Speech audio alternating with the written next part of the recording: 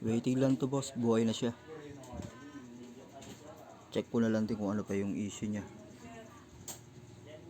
Samsung laptop R580 model.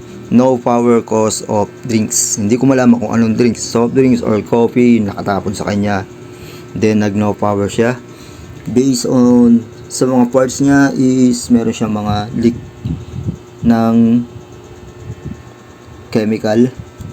Kaya nag no power siya. Now okay na siya. May power na siya. Kaya ito yung ating ni-repair ngayon.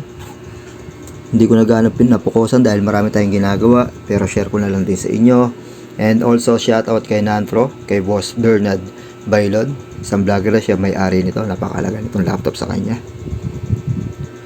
Ulitin ko, no power Samsung R580 model. Done, no power.